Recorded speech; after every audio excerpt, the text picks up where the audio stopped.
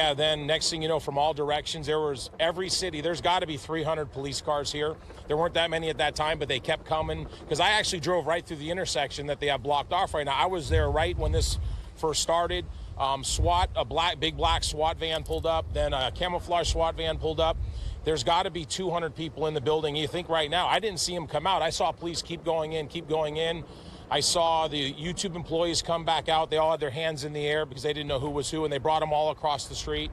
And that's what I saw. That's what you saw. But yeah. You still hadn't seen the officers, the number of officers you saw go into that building. You say that you did not see them come out because you've been pretty close to the scene for the last hour or so. Yeah, I was right across the street the whole time. I mean, they kept going in, strategically went in, and they did not come out. I mean, maybe a couple did, but I didn't see the majority of them come out. All right. Well, Steve Dempsey, thank you so much for your account of what happened. Steve also shared some videos with us that you took at the scene, close to the scene. So we'll have that for you here coming up shortly as we can get them to you. Just a lot of information coming in. We're hoping to speak to authorities at some point here so we can get an official word of what's happening inside the building, what happens next. But we'll let you know when we do hear back from them.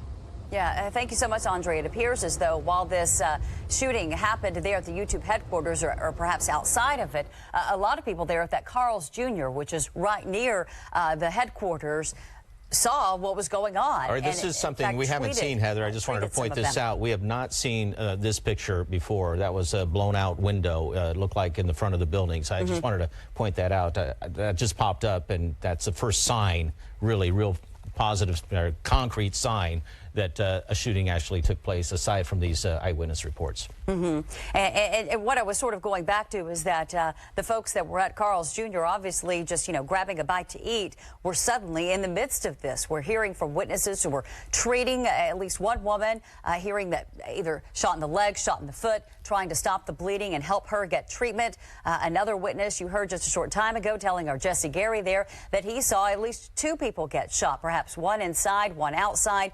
He says he heard about 3 different series of gunfire.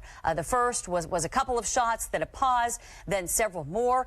He estimated as many as 10 to 11 shots fired, another pause, and then another burst of gunfire, possibly 3 shots fired at that time. We got new information, too. We now have a request for the California Governor's Office of Emergency Services to respond to San Bruno, and we also are getting word that there's a place called the Hashes and Brews restaurant next to YouTube.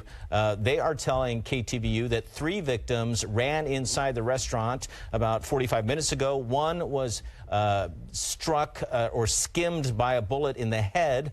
The second person was shot in the ankle, and the third person was shot in the hand. KTVU's Maureen Naylor is on her way to Stanford Medical Center, where, Maureen, we understand 4 or 5 patients have been brought. Do you have any new information on that?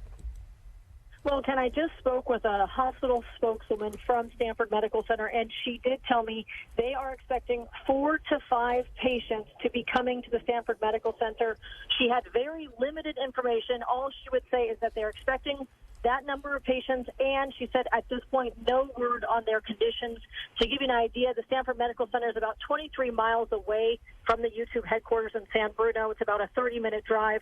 We are working our way to the medical center and hope to bring you more information as soon as we get it. Yeah, once I heard going to Stanford, my immediate impression was that those injuries probably weren't not as serious as those who went to San Francisco General Hospital, which is much closer and, of course, has a trauma center there and is well known for its response to